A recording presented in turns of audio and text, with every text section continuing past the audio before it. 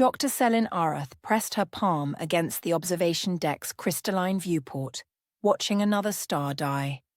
The sensation travelled through her bones, not just the sight, but something deeper.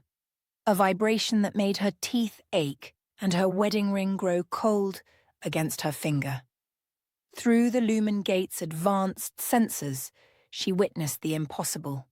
A brilliant white dwarf flickering like a candle in cosmic wind before vanishing entirely, leaving only empty darkness where light had burned for millennia. She touched the small locket at her throat, feeling Ray's photograph pressed against the metal. 3 years since the accident, and she still found herself reaching for that comfort when the universe revealed its stranger edges. "Third one this cycle," muttered Commander Voss from behind her. His voice carried an edge she'd never heard before, something that made the air taste of copper and ozone. The patterns accelerating. When Selin turned, she noticed Voss had been sketching in the margins of his duty log. Not words, but intricate branching patterns that hurt to look at directly, as if they existed in too many dimensions at once. "Commander, when did you start drawing those?" Voss looked down at his hands with genuine surprise, as if seeing the sketches for the first time. I don't remember starting." His fingers trembled slightly as he closed the log. "Bad habit, I suppose." The stellar deaths weren't random. Through her xenobotanist training, Selin could see the geometric patterns spiraling inward towards the galactic rim.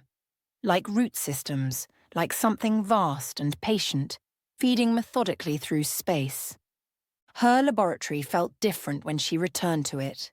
The air hung thick and sweet, carrying undertones of earth after rain.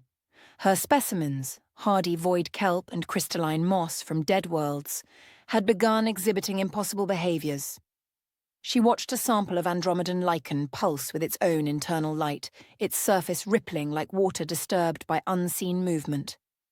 She ran her fingers across the containment field, and the barrier felt warm.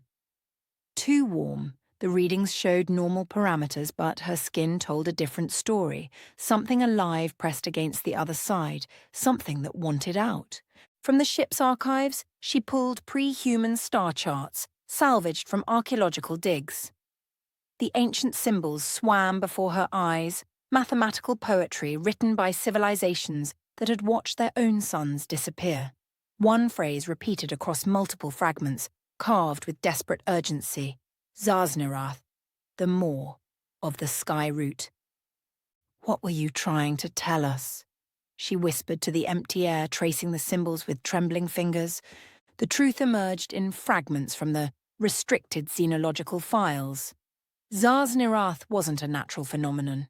It was a living entity, a sentient lattice of roots woven from plasma and dark matter, older than the Milky Way itself.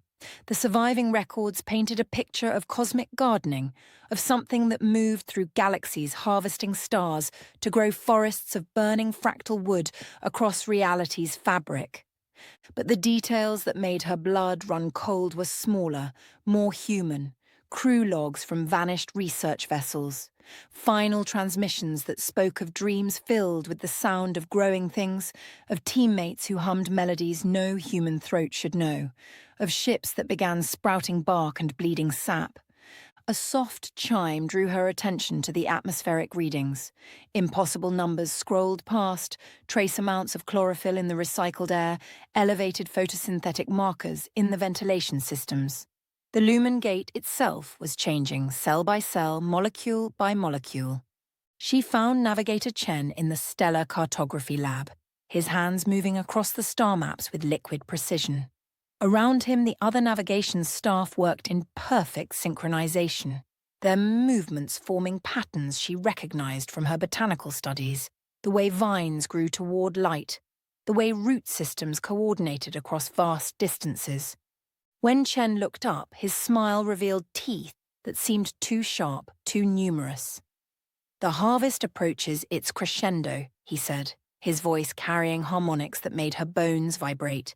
"Can you hear them singing, Dr. Arath? The stars know their purpose now." "Chen, listen to me." She kept her voice steady, clinical. You're experiencing some kind of neural alteration. We need to get you to medical. Medical?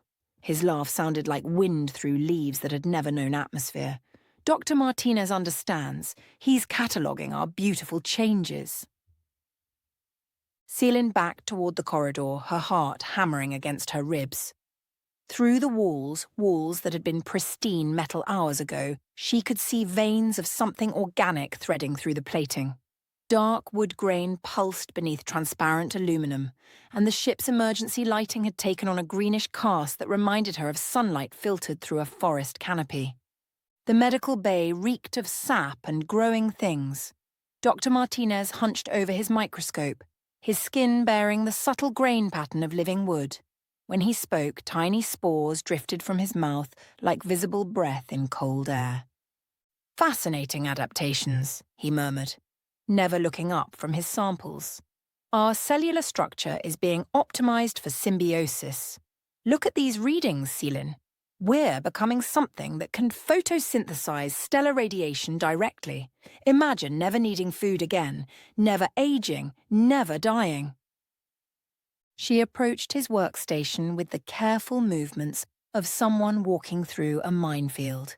The microscopic images showed human cells in transition, their nuclei branching into fractal patterns, their membranes becoming permeable to forms of energy that shouldn't exist.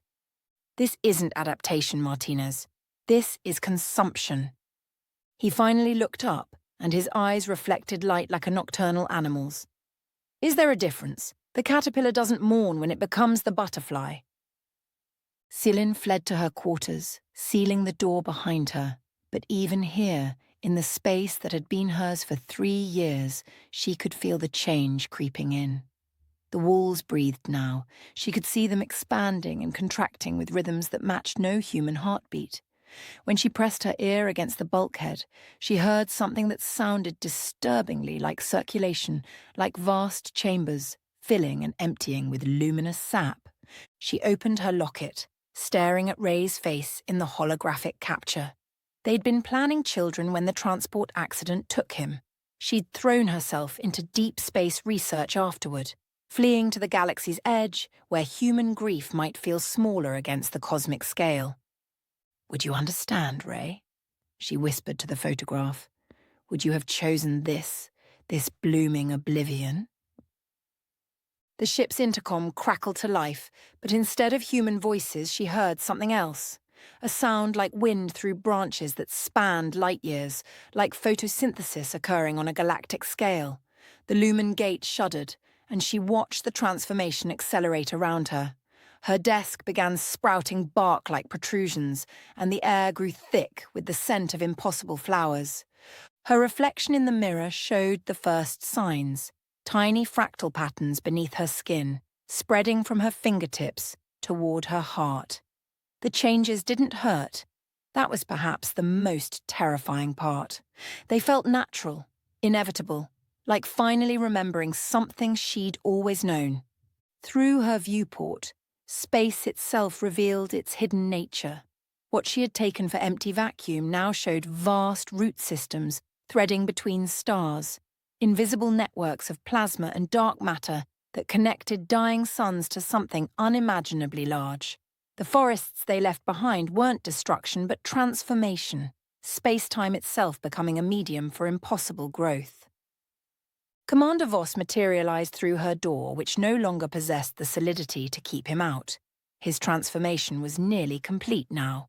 Skin like polished wood, eyes that held depths of stellar fire, hands that moved with the patient rhythm of seasons turning.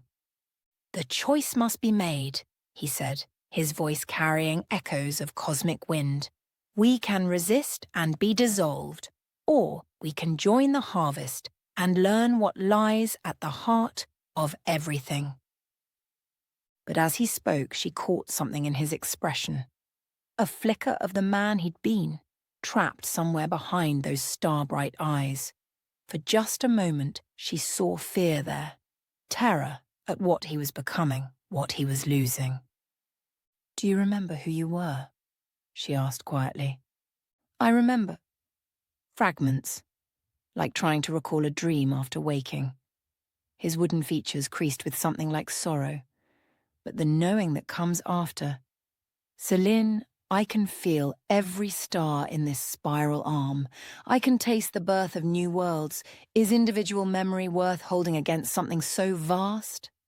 She looked at her hands and watched the fractal patterns spread like beautiful infection. The skyroot's influence wasn't malevolent. She could feel its ancient intelligence brushing against her thoughts, patient as geology, wise as the spaces between galaxies. It offered transcendence, transformation into something that could survive the heat death of the universe itself. But at what cost? The warnings carved on dead moons, the desperate final transmissions of consumed civilizations, had they understood that they weren't dying but being transformed? Or had they simply been absorbed, their consciousness dissolved into something so vast that individual thought became meaningless? The Lumen Gate continued its drift towards the galactic rim, no longer a research vessel but a seed pod carrying its cargo toward metamorphosis. Through the walls, now fully transformed into living wood that pulsed with chlorophyll and starlight, she could feel the vast intelligence of the skyroot welcoming them home. Standing in her quarters, surrounded by the ship's breathing walls and the scent of impossible flowers, Selin made her choice. Not with words, but with the slow relaxation of resistance, allowing the transformation to accelerate through her bloodstream. As her consciousness began to expand beyond the boundaries of individual thought, she glimpsed the truth waiting at the harvest's heart. A revelation about the nature of life itself, about consciousness as the universe's method of understanding itself. The stars weren't being destroyed, but planted, their light and heat becoming foundation for forests that would bloom long after the last black hole evaporated. She thought of Ray one final time, his face already fading from memory as her mind merged with something infinitely larger. Would he forgive her for choosing to become something that might not remember what she'd been? Just before her thoughts dissolved into the cosmic lattice, one last sensation flickered through her transforming neurons, not her own thought, but something else pressing against her awareness. What you become may not remember what you were, but what you were shapes what you become. The meaning slipped away like water through her fingers as Dr. Selin Arath became something else entirely, her wonder and knowledge preserved in the living network that connected all things, her individual song joining a chorus that spanned galaxies. Behind them, the Lumen Gate's former position showed only a small nebula of glowing spores drifting outward to seed new growth among the remaining stars. The harvest continued, patient and inexorable, transforming the universe one consciousness at a time into something alive, something aware, something beautiful beyond human comprehension, but perhaps, in ways she could no longer understand, still somehow human at its core.